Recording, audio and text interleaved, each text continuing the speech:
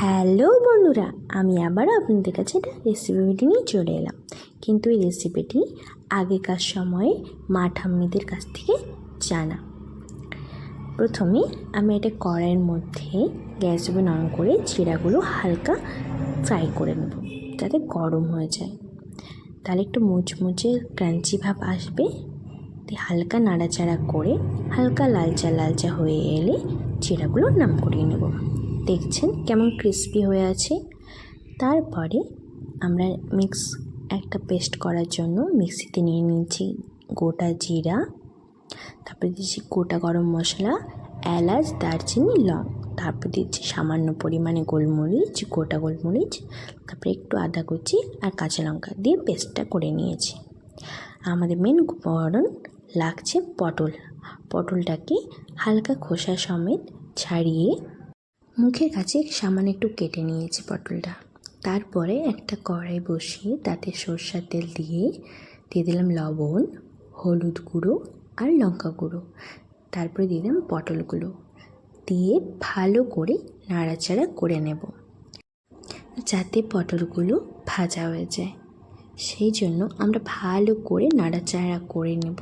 ঠিক লাল লাল হয়ে এলে আমরা পটলগুলো তুলে নেব। আপনারা দেখছেন আমি কেমনভাবে পটলটা ভেজে নিচ্ছি। এরকমভাবে গোটা গোটা থাকলে আর মুখটা একটুখানি চিড়ে নিলে পটলগুলো গোটাও থাকবে আর খুব সুন্দর ভাজাও হয়ে যায়। ব্যাস, তারপর পটলগুলো তুলে নেবার পর ওই কড়াইয়ে ওই তেলের মধ্যে আমরা দিয়ে দেব তেজপাতা। এরপর মিক্সিতে যে পেস্টটা করে রেখেছিলাম ওই মশলা পেস্টটা পুরোটা দিয়ে ভালো করে নাড়াচাড়া করে নেব। তারপর দেবো হলুদ গুঁড়ো, ওর মধ্যে একটু লঙ্কা গুঁড়ো, তারপরে ভালো করে আবারও নাড়াচাড়া করে নেব।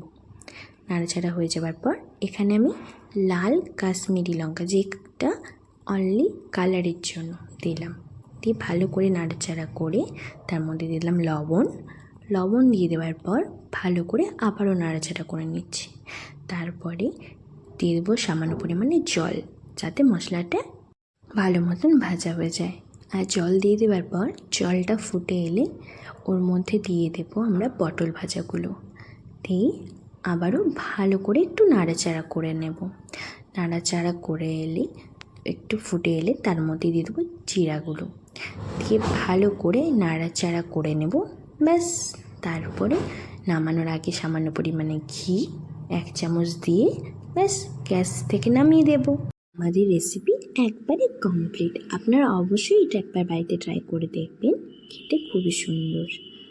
আর এটা খুবই নিরামিষ, এখন শ্রাবণ মাস চলছে, তাই নিরামিষ রান্নার মধ্যে এটি খুবই ভালো এবং টেস্টি খাবার। আপনারা অবশ্যই একবার ট্রাই করে দেখুন। আর আপনাদের কোনো নতুন আমাকে সাজেস্ট করুন, আমি চেষ্টা করব আপনাদের কমেন্ট থেকে নতুন একটা রেসিপি তৈরি করার। তাই আপনারা প্লিজ আমাকে সাজেস্ট করুন। Thank you for watching my video. Please share and subscribe.